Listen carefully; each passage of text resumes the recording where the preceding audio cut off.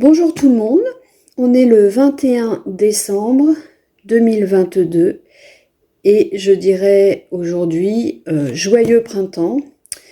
Il fait 22 dans la maison, on n'a pas de chauffage, pas de feu. Enfin, le feu d'hier a suffi à chauffer et à maintenir la maison. Donc j'ai prévu un nettoyage de printemps aujourd'hui et je vais le faire en fait sur ma collection d'ouvrages de Jules Verne que je vais vous montrer et qui, comme vous verrez, est complètement dépareillée.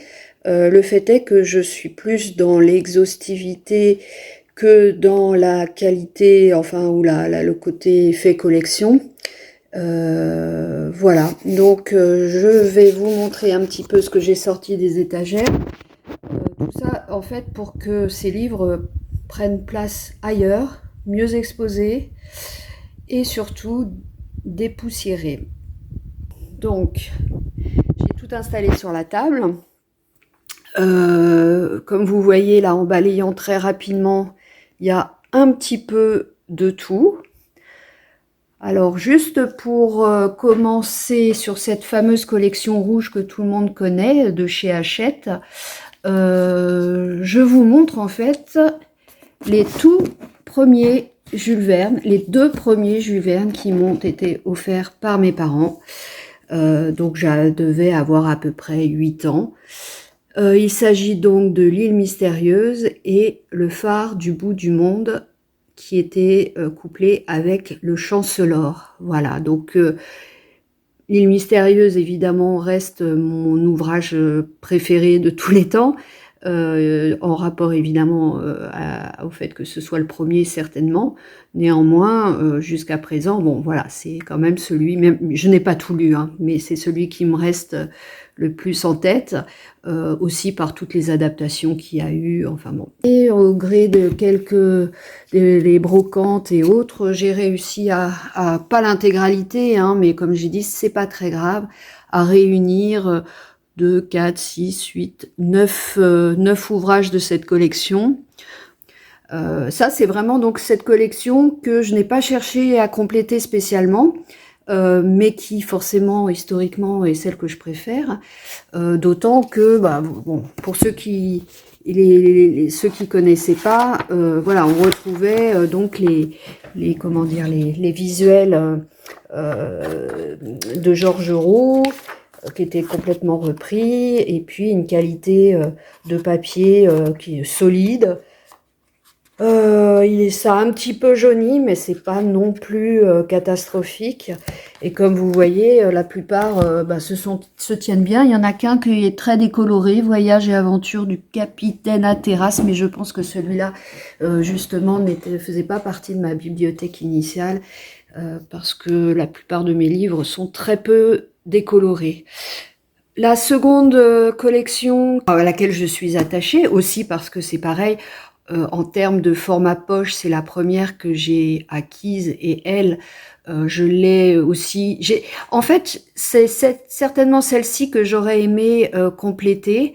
Donc c'est pareil, c'est le livre de poche chez Hachette, bon, qui avait des visuels un petit peu bizarres sur une espèce de photomontage entre photos donc en arrière-plan et les dessins des ouvrages, enfin les gravures. Bon, elles sont pas super jolies, mais voilà, ça marque une époque.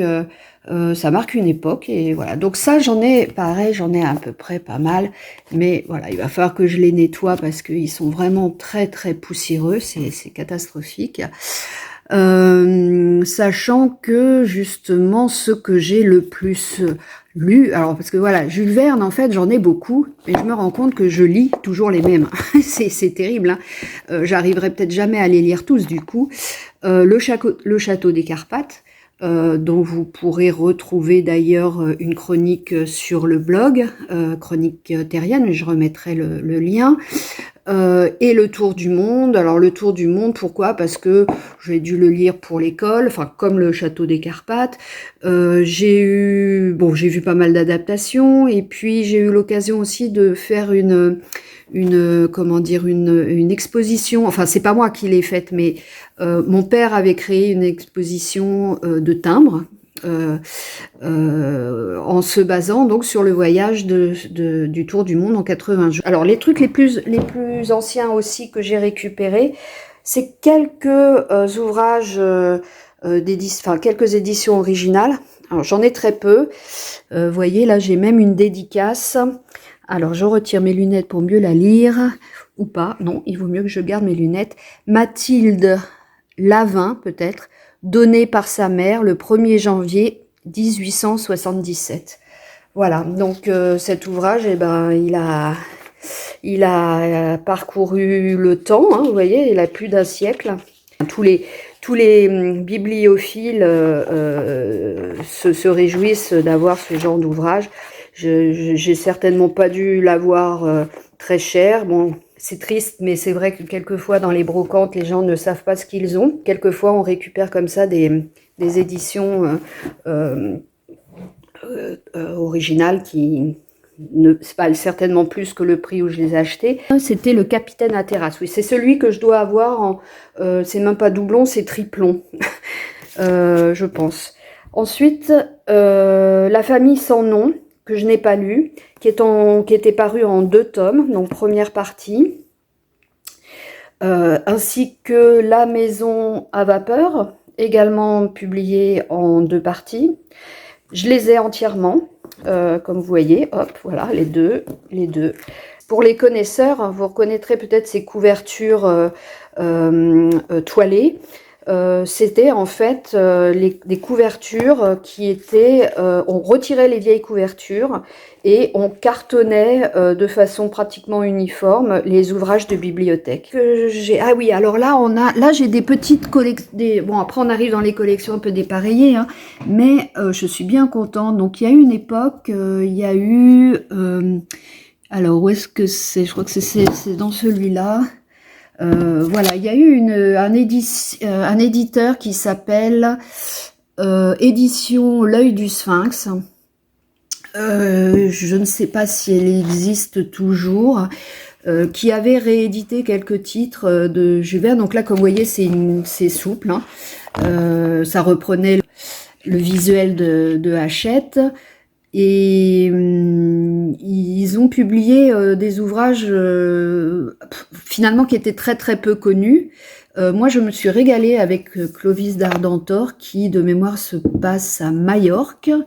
Voilà, puisque comme on sait avec Jules Verne on voyage un peu partout, et je me souviens que je crois que c'est le premier ouvrage, alors de Jules Verne, mais de tous les ouvrages que j'avais lus, où j'avais découvert Google Earth, et où je m'étais amusée à me balader dans les rues de Majorque, et c'était voilà, c'était super.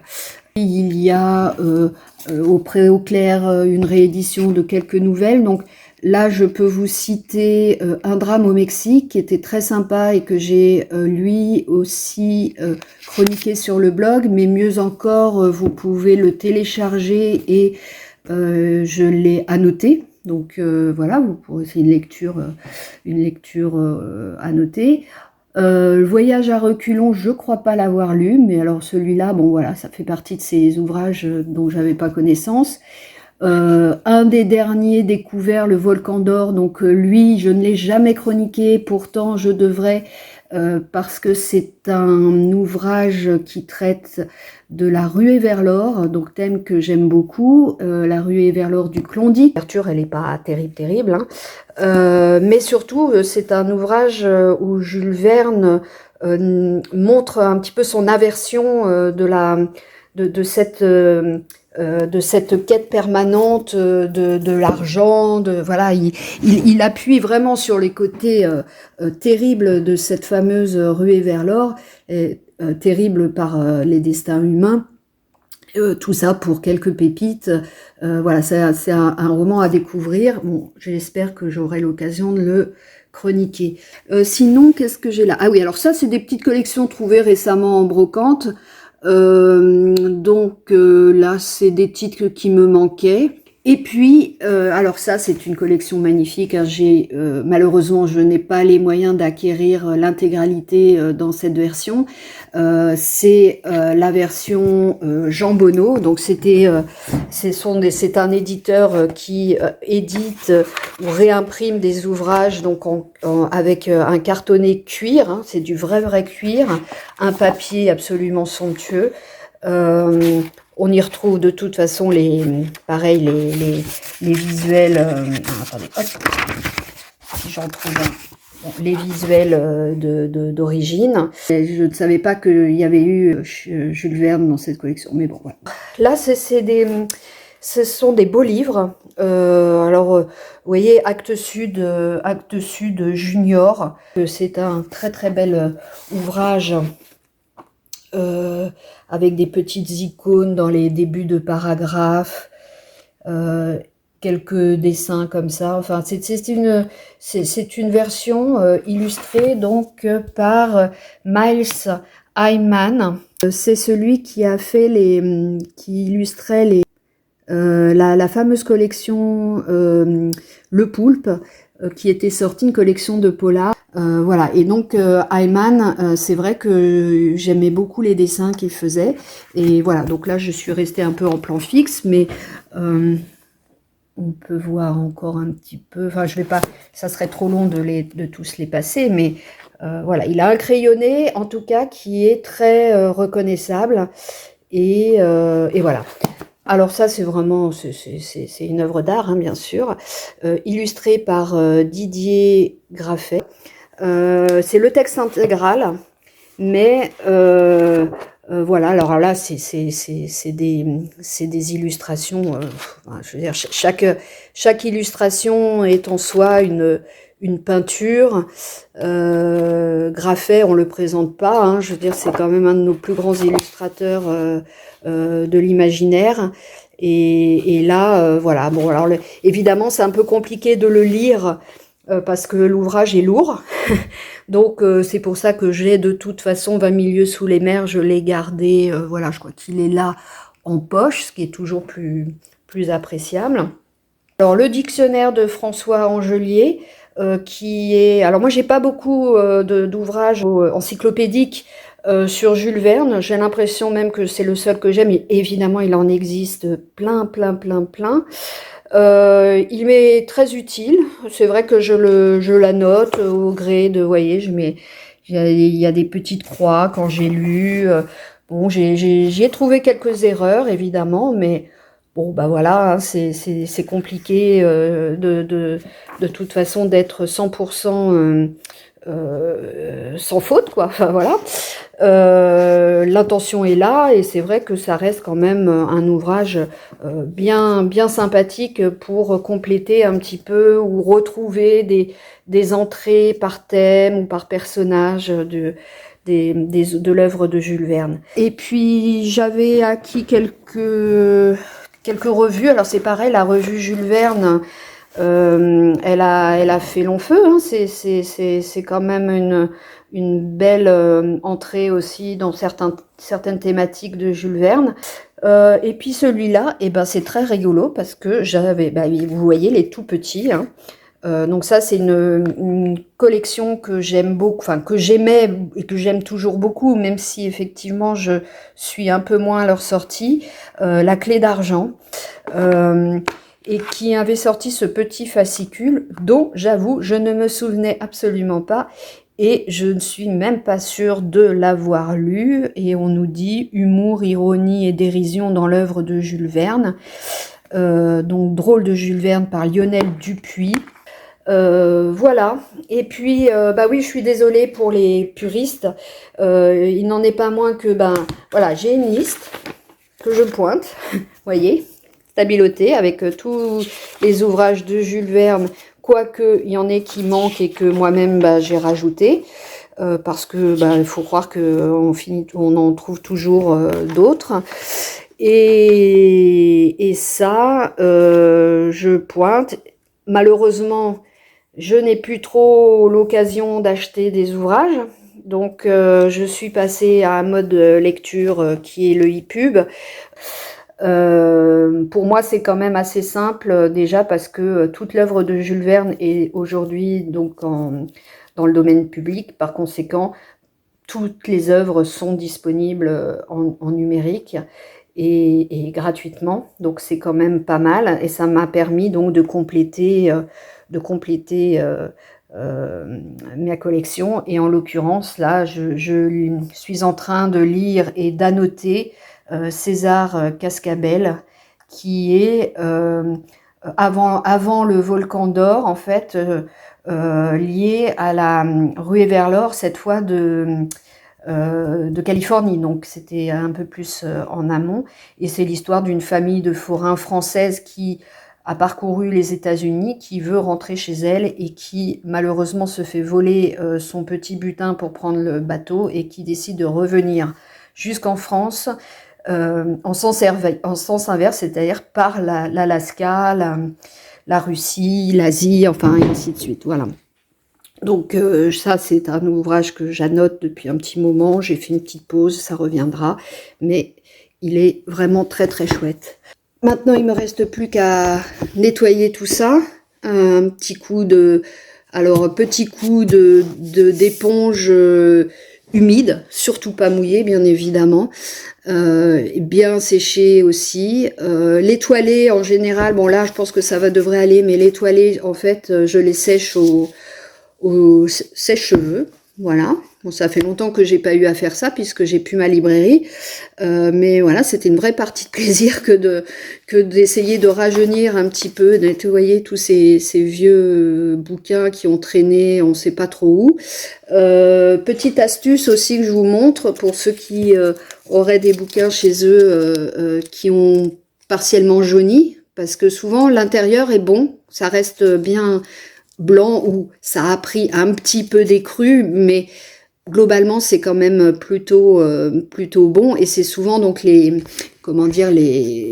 voilà, je vous reprends celui-là, c'est un très bon exemple, voilà, de Jules Verne. Bon, c'est vrai que le papier est quand même un petit peu jaune dedans, mais on voit bien que voilà, c'est sur les contours, et donc c'est vraiment la tranche après qui prend le plus foncé du jaunissement. Donc là, moi, j'ai un truc que j'ai utilisé pendant des années pour rajeunir un petit peu ces tranches. C'est tout simplement du papier émeri.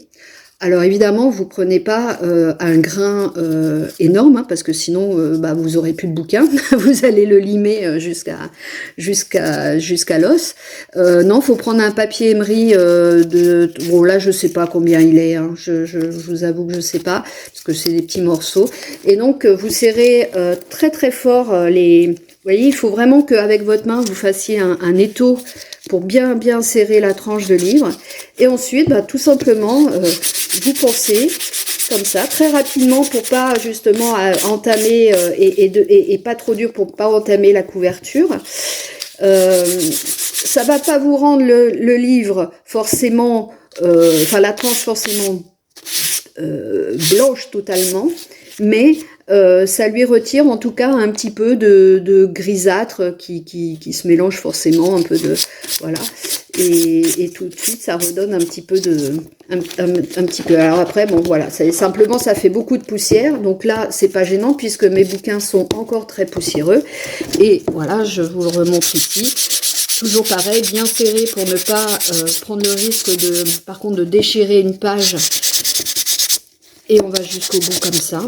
Et ensuite, après, faire partir la poussière, il y a plusieurs moyens. Mais encore, voilà. Donc vous avez une tranche qui a repris quand même un petit peu d'allure. Voilà, donc ça c'était le petit truc d'ancienne libraire d'occasion, enfin pas que d'occasion, mais en tout cas quand je gérais cette partie-là de mon stock, c'était bien utile comme petit truc.